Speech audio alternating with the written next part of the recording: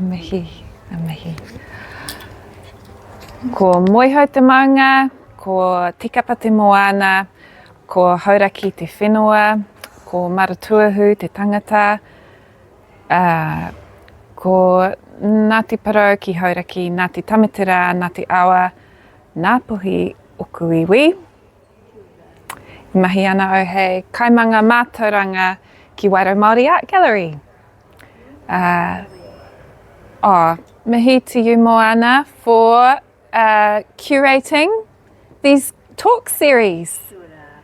I've put it up online and there's been hundreds of likes. People all over the motu have seen that stuff is happening in Whangārei, things that the council have supported and put the resource behind to support happening, and the image used to promote the events by your son is beautiful. Thank you for all of your intentional ways you approach your work and for being in this space. Both of you as tangata whenua here in the libraries. What do you call yourselves? Libraries. Yeah. Thank you all for coming and spending the next hour together. What to expect the next hour? We're going to start off with a game. I hope you've been studying. No, a little game, and then I'll share a little bit about how I've come to be in the role of the Kaimānga Mātauranga at Wairau Māori Art Gallery, which I'm very privileged to be in that space. I've worked in the public gallery sector for over 20 years, but this is my first time working in a kaupapa Māori space that hasn't been kind of helping out mum in the hauora or something like that. It's been a long time coming, and it feels wonderful to be here. We've got our director Larissa McMillan here too, supporting today's session. Thanks for coming, Larissa. Yeah. Okay, the game is guess that Ngāpuhi artist working in their art studio, and these are all Wāhine who have connections to Ngāpuhi.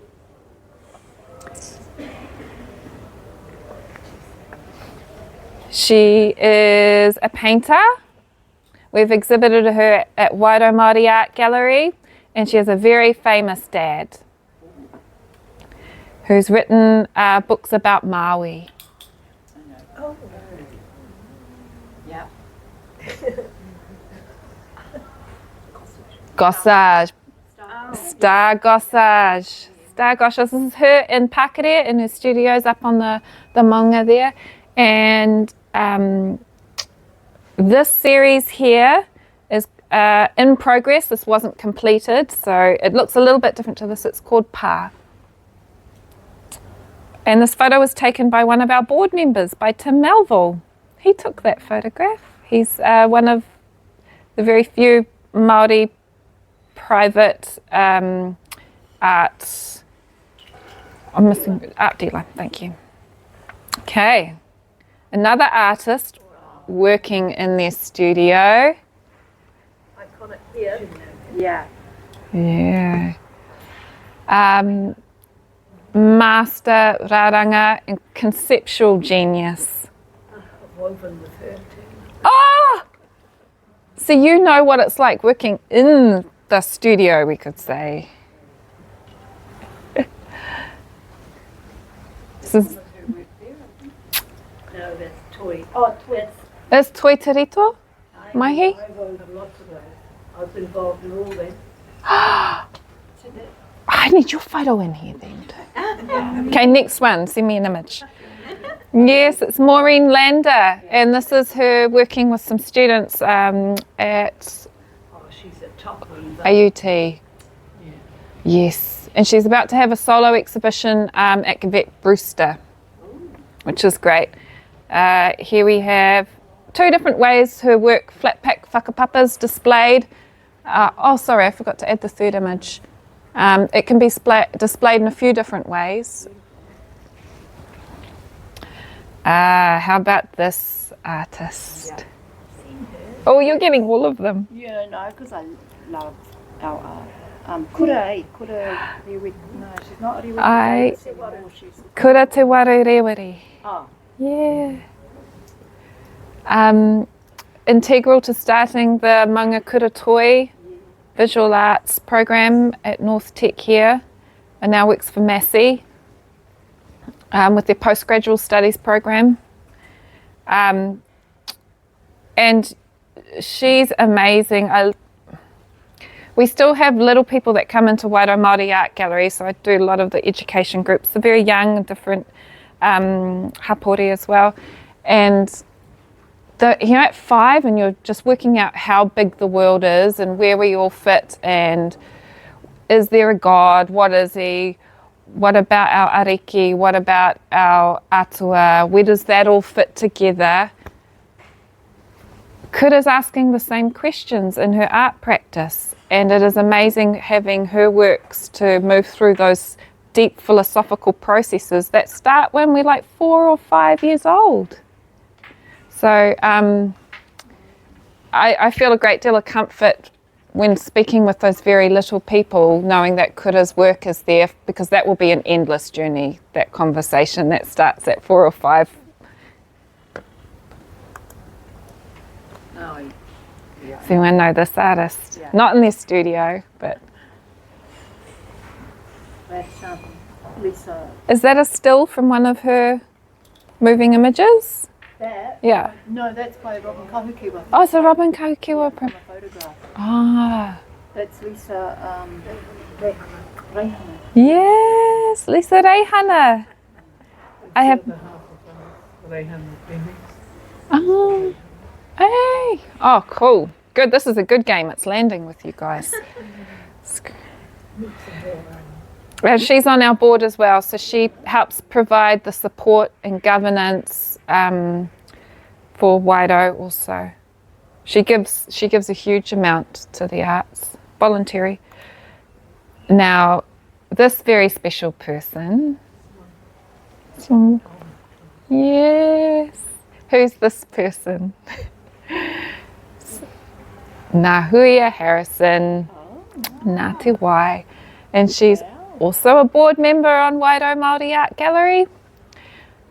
She's got a solo exhibition coming up at Whangārei Art Museum in 2 weeks. Is it 20th of June? 20th of June, 3 weeks almost. So come along to the opening for that. Why isn't she at Wairau? She, I think they needed more space. We'd already had our exhibitions, yeah.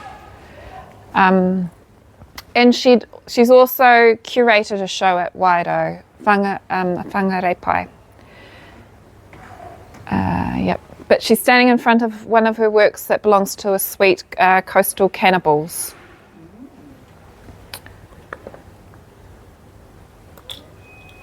Does anyone recognise this person? It's Nikau Hinden, and she will be having a solo show, Raumati, in summertime with us. Yeah. So her kainga's in the Hokianga. But she's all over the world with her Aotearoa practice. So she's a fastidious practitioner, and she's done a lot to revitalise Aotearoa, making cloth out of mulberry tree Aotearoa. So Manu Aotearoa is the name of that exhibition. Come along to the opening. Does anyone recognise this person?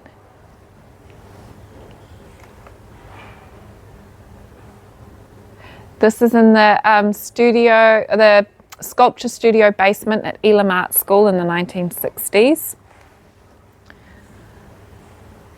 And she was a practicing artist for a little while and then went into education and arts administration.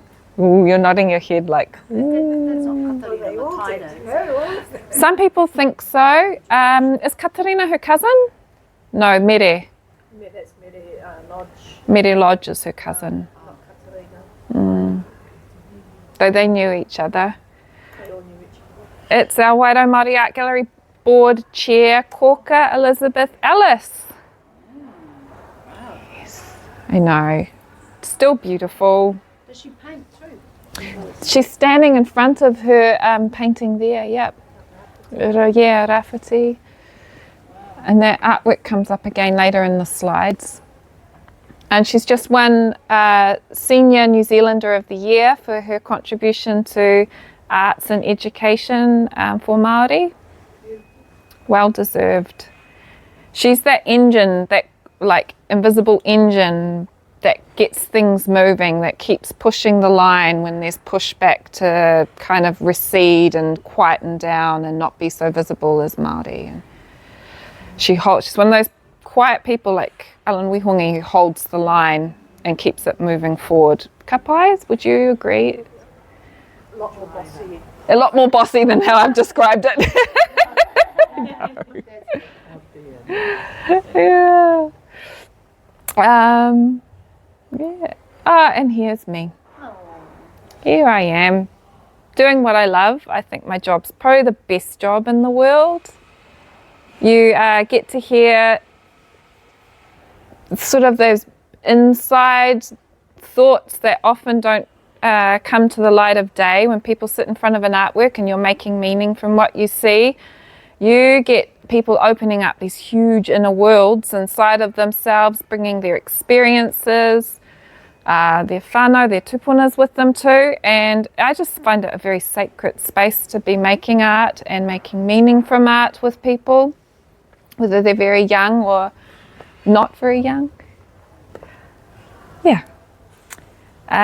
So how did I come to work in education and arts? This is my kāinga. This is Haratonga. It's in the Coromandel. Beautiful, eh? Yeah. You can see why I'm like make efforts to put it in all of my slideshows. So Ngāti Porou would travel and go to the Auckland markets in the early 1800s, and part of that travelling route they would stop in on the Coromandel, and then over a couple of decades through that whanaungatanga they were gifted land in Haratonga, kind of north of Whangamata, over the hill from the Coromandel township. Does anyone know? You might know it as Kennedy's Bay. Yeah, if you go to Yeah? Oh, you know the bay? Oh, cool. Yeah. You know I it. used to have kids come to me to the clinic from Kennedy Bay by horseback. Oh, yep, that sounds like it. Where is your clinic? Dental clinic in Coromon. Coromandel. Yeah.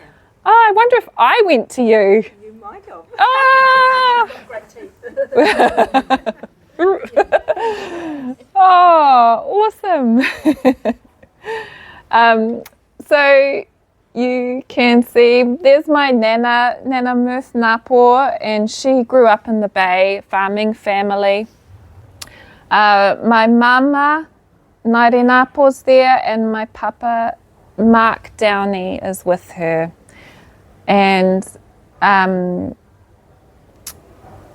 Mark, my father, went on to Otago University to study education and Māori studies. And so he grew up in a fairly privileged household.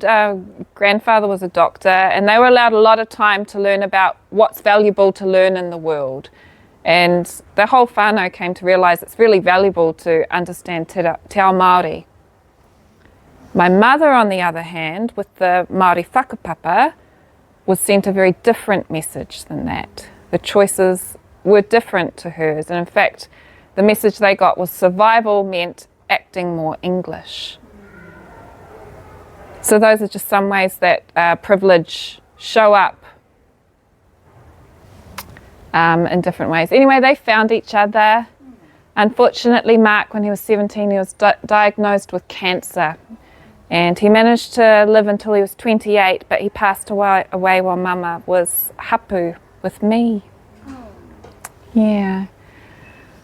So it meant a few things. I lived with Mum much of the time, but I was also whāngai to Nana, which was a real privilege.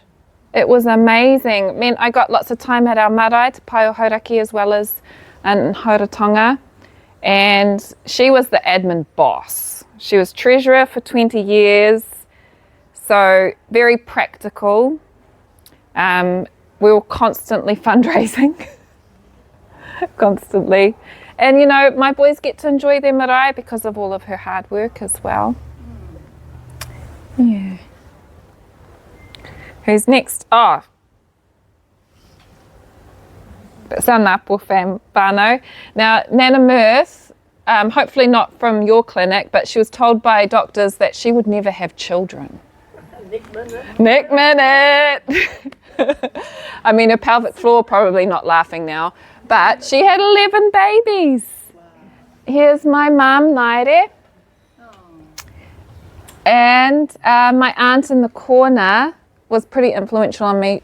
She went to Elam Art School as well, so she was really into contemporary practice because of a whānau connection. She was mentored by Para Matchett, and we also had Mere Ngāpō was Pene Taiapa's wife, and through those whānau connections she was kind of supported into arts. It took a lot of support. It took a lot of, you had to be really confident to take your children out of stable paying jobs and say, okay, yes, have a go at the arts. It's higher risk back then than it is now.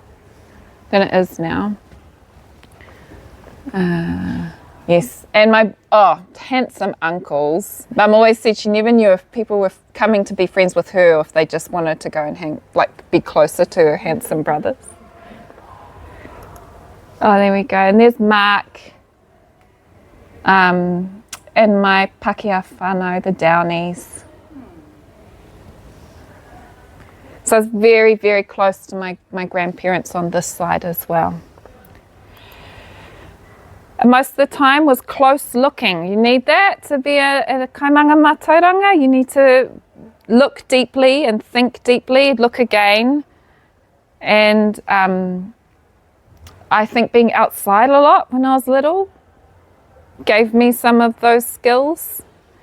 And you also, I included this one.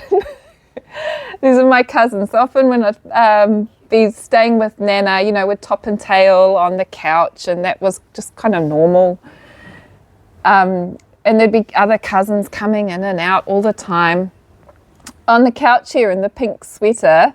Now that's an 11-year-old with a moustache. I'm just going to tell you guys. He's also the manager of Whangārei CrossFit.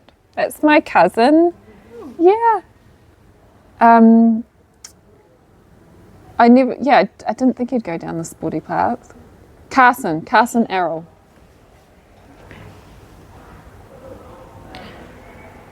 There you go. And very early, my stepdad who came onto the scene was very lefty. Lots of protests in Whangārei, always out there with the banners. Lots of books floating around the house with cool ideas. Reading the Treaty of Waitangi to my baby brother. And these are my two children, Amos and Hemi, and this is one of our favourite things to do. This is at Haratonga, jumping off the bridge, playing with the cousins. It's just golden. You just can't buy that stuff. So we lived in Whangārei for a little while. It was kind of back and forth between different whānau members with me. We went over to Australia after Rarotonga, and I had some really amazing art teachers that were supportive. In Australia, I think it was exoticized if you were Māori, and people were really interested. And in the same sentence, they would say something like a racial slur towards their First Nation people. So it was difficult living in Australia for those reasons. The hypocrisies of how you treat people. And exactly what kind of value do you place on an Indigenous person if you're saying you're amazing, you're Māori, but then you treat your First Nation people crassly with disrespect? Anyway, I went to Dunedin and studied music and joined a band with this person, Rainey. It was around that time I started working at the Dunedin Public Art Gallery, and out of everyone who worked in the art gallery, I saw that, well, it may have been because the teacher there was kaitahu, so it was the only Māori person working in the gallery, that was the job for me. They seemed to be having the most fun out of everyone in the building, and it was through John Newmagin that I started kind of volunteering and learning from him what it meant to be working in that role. And I was 19 then when that started. To afford being an art gallery educator in New Zealand, it doesn't pay as well as a regular teacher. And they have full choice of people applying because it seems like such a glamorous job. And so often what you find is that the people in these roles have a support person on the side who's either an engineer or a doctor or they're trust fund recipients, and you end up getting only a certain type of person in these roles because you can't afford to live on the wages that they would pay. So I had two jobs to be able to be an art gallery educator. I had my day job at the gallery, and I had my night job working for a person named Murray Grinley. And Murray Grinley was like the godfather of the New Zealand jingle. He wrote, "I'm the paddle pop bear, polar pop, polar pop." That one, "I'm a nutter, peanut butter nutter." That one. So I had to go and work and sing jingles for television in the evenings, and that was with like Saatchi and Saatchi executives and their creatives that they would have come in. Every now and again you'd see a creative and you'd be like, "Oh wow, I can see why you're hired for this role," and 2 weeks later they're being headhunted for London. Much of the time I'm not sure why they had that title. And Murray and I would kind of look at each other through like the recording booth like, "Oh, let's do what he says, and then when they leave we'll fix it up in post-production." But yeah, most of the time it was a very particular type of person in that role. They were Pākehā and they were male and they were very loud. And they were making the creative decisions around what New Zealanders wanted to look at, listen to, yeah. So it wasn't very good for me, and I was pouring my best energy into people pleasing these executives, and it was awful. So that was me during the daytime. And it was through the Auckland Art Gallery, when I moved up there, that I was put through the Art Gallery Marines. And the Art Gallery Marines looks like being recorded, which is why this is okay. I'm comfortable with being recorded because you recorded every 3 months, and then the manager would write notes around what you said, and you had to watch yourself back and write notes around what you were doing. And then you'd go and you'd find international research that supported your choices and how the session went. And then anything that wasn't going so well, then you would find evidence for how you would make that change, and you give a PowerPoint presentation to your team of 8 around that change. So not everyone could handle that kind of a process. I remember times where I'd be crying in the toilets because it was so confrontational to watch yourself. But something snapped and something changed in me, and I thought, hang on, if the manager's working after 5 p.m. and watching these tapes when she's not getting paid and making her notes, she's doing that because she wants to help me. She's not doing that because she has to. No one made her do that. It was her way of doing everything that she could because she couldn't her management wouldn't budge on the pay, but she could give us as much professional development as she possibly could. And it just took me to this next level of being able to show up for young people better, to be able to make sure every minute of their time wasn't lost, that all that energy that the school admin staff have to do to get them there in the first place, not a second's wasted. Yeah, so I learnt about, so my team and I grew a lot together. You could drop us into any gallery all over the world and we'd be able to kind of do our thing on that international level. That didn't mean that we were showing up as the best Aotearoa situated educators ever. We could be this kind of vanilla pan educator, but we couldn't be the best educator in Aotearoa because it wasn't seated in Te Tiriti. So we weren't given te reo lessons. There was no accountability for whether we talked about taonga in a disrespectful way, with mispronunciation, or accepted racial slurs from the groups that we were with. I think that may have changed in Auckland now though. I mean, this is 10 years ago.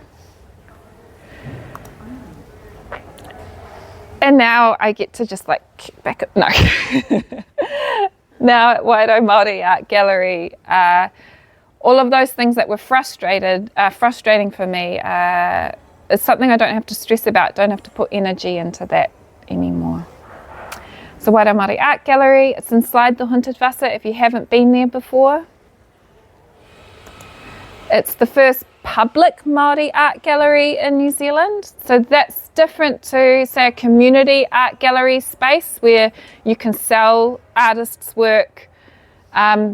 This artwork is on display just because it's good for people, and it's only financed by philanthropists as well as public funding. We don't get any district council funding, do we? No, it comes from larger federal bodies. And symbolically, it's very significant. It's the first in the world, and it's probably something that other First Nations people around the world will be looking at as case reference model for how they can start them up in their own areas. Give you a moment to read this. Oh, some of you need me to read this out because of eyesight? Sure. Okay, so we got grey guys. You don't fit in here. Huh? 3 little guys. Okay, we'll make our own place then. And then the grey blob. Why are you excluding us? Does anyone kind of get how that feels? Yeah. You're just doing a slow nod. So it's a Māori art gallery. It's culturally specific, but that is part of a healthy arts ecosystem. It's not just the only thing on the menu. It's an important thing on the menu of many other things that exist. And I have some academic reading about culturally specific museums and race dialogue on the table if you're nerdy like that. Don't know why I'm looking at you. Yeah. I've spoken about our board earlier. So Tim took that beautiful photo of Star. There's Koka and Nahuia. Daniel Hauraki, Matua Daniel. Does anyone know Matua? Yeah. And Nigel Burrell, who put together at Auckland Art Gallery, I've just named it, Toi Tu Toi Ora. And Joby as well. And Joby Hopper. Happy. Yes. So you'll see these people if you come along to our exhibition openings, and they're really warm and inviting. They're not snooty or no one's like watching other people. We're just sort of enjoying the art, enjoying being with each other. So there's a couple of people on this board. Koka, not sure, maybe Steve, that are also part of this toi iho. Has anyone heard of toi iho before? Oh, ka pai. I have a takeaway kind of flow chart on the table for anyone that wants one of these things. Now, toi iho is a trademark. It kind of, the inception was a very long time ago, but it's first really kicked off in the 90s. At that time, there was a lot of appropriation of taonga coming in from China especially. And so people didn't know if they were buying something made by Māori or not made by Māori. And this was created to support Māori practitioners getting paid properly, as well as buyers who wanted to buy Māori made, but weren't sure. It's evolved since then to include a huge amount of educational resources, and there's a really easy website you can use. In the corner here, if you go onto the bars section, you can drop down and find resources. In the resources package, you have how do I write a letter to ask to be paid what I would like to be paid? How do I structure those sentences? If I'm looking for an artist from the same hapu as me, you can type in your hapu or your iwi and it will come up with lists of registered artists, of which there are hundreds now, aren't there? Lists of registered artists that you might whanaunga to. This is especially helpful for our rangatahi and school systems to feel connected, especially those who have moved overseas as well. How to fill in grant applications as well, so support to be able to sustain your practice for a longer amount of time.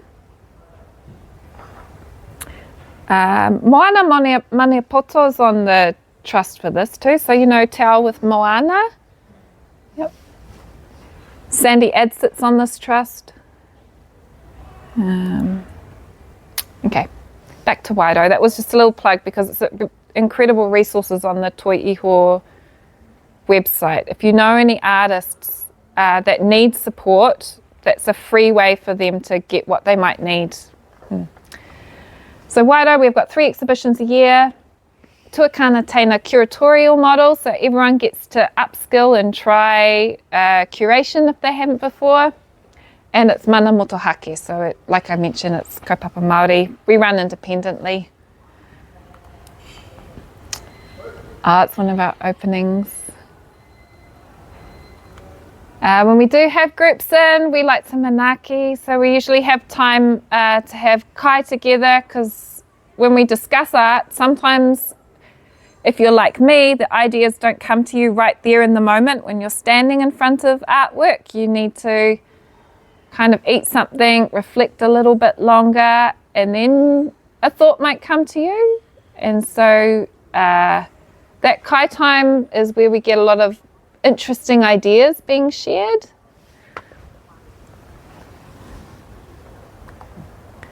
And we've got the rooftop at the Haunted Vasa. If anyone needs to settle and be outside, connect to our atua, feel the wind. Sometimes we can get into some pretty heavy conversations depending on what's coming up for people on the day, and being able to rest outside is a helpful toe. Talked a little bit about educational benefits of art gallery education. It's especially good for language, really good for language. Empathy, sharing ideas. And it's great for debate. And a gallery is a mini public arena. It's like the step before you talk about district or national politics, say. So here, young people get a chance to practice debating ideas, their value system. They're standing in front of Koko Elizabeth's artwork here, but these two rangatahi are talking, they're having a debate about papa and rangi, which is one of the themes in this artwork here, and Tangaroa's role before rangi and papa got together. So they're having kind of creation debates. And they were doing a really good job of it. So pretty soon I ended up just sort of shuffling away. I got my notepad out and I was frantically writing down what they were saying. So then after the session, after our kai, you can put it into an email to their teacher and articulate just how brilliant they are, because teachers can't pick up everything in the moment. And onto the side, sometimes, like I mentioned before, being in groups discussing doesn't work for everyone. Sometimes they're listening and they're being thoughtful about what they're noticing and how they're connecting to the art. But their energy wavelength is like this. It's not like zzz, like these two. It kind of moves a bit slower. And Ashton, he ended up writing down a little like 3-line poem and he gave it to me. So he wanted to be known, but that's the door he had to go through to be known and for his ideas to be recognised.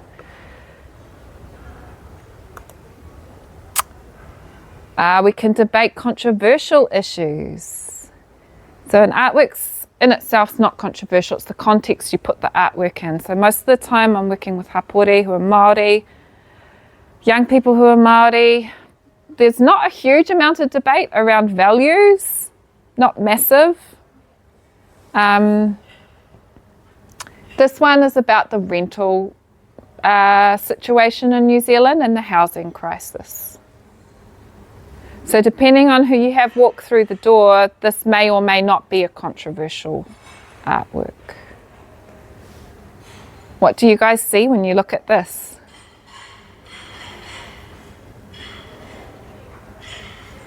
The gates barring.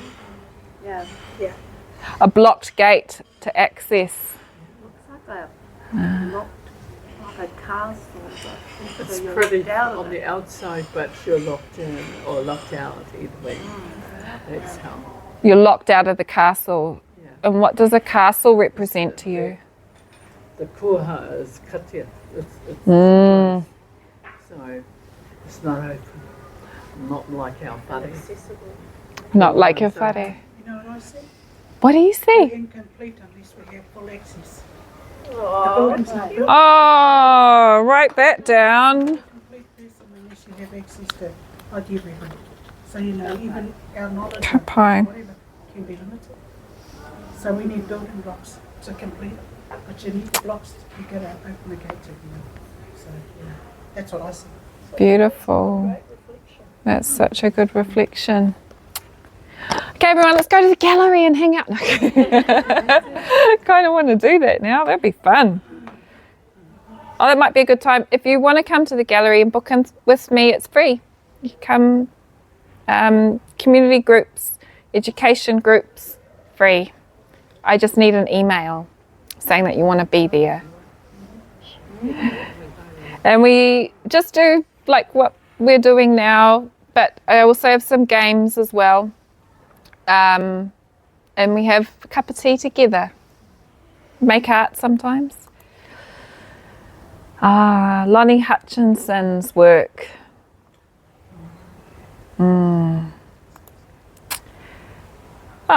There we go. Art speed dating was another game we play sometimes together. It's like, which artwork in the room would you take home to introduce to your parents?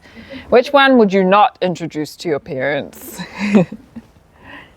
Did anyone get to see this artwork while it was up? Lisa Rehana's, He Waiponamu, He Wainungaru, sorry. Nomads of the Sea. It's a Ngāpuhi tale, this one. But it's also controversial. It's controversial because there's violence as part of that history that she was engaging with. And this time, the time that she was engaging with was the late 1700s.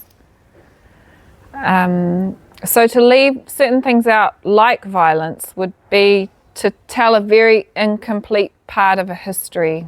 a complicated history. It wouldn't quite make sense without it.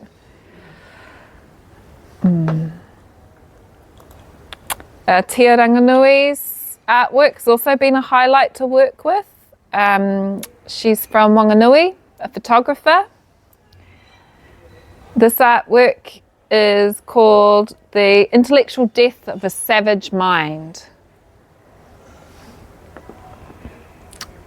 And she's commenting and being cynical on how Māori were often portrayed as savages.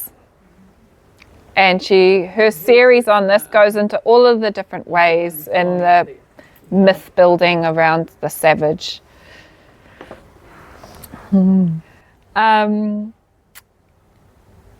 But talking about painful histories is often a necessary part of healing through trauma. This is a First Nation Native American Indian saying. Sorry, I've got the tribe written down somewhere. I should have put it in my notes. Potawatomi. Potawatomi.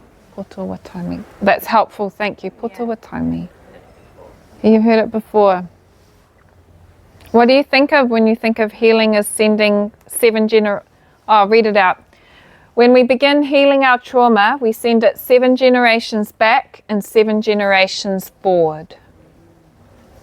I suppose it's just recognising that you are carrying trauma rather than behaving and not understanding why things are the way they are. Not understanding why. If you're not really aware that you have a behaviour that's Not helping you. yeah, or is from trauma from way back. You know what I'm saying? Like you live your life, but you're not understanding that trauma is probably dating back. So it actually wakes you up to understand that there you are on a continuum.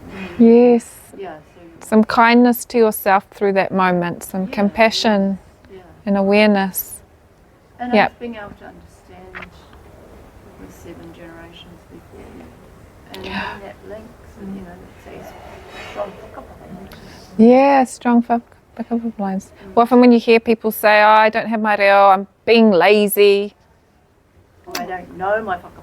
Oh, I don't know my Yeah, it's not lazy. No. Speaking of English, Oxford are about to award our first Māori academics, Wāhine. Yes, I saw you nodding when you looked at this in September.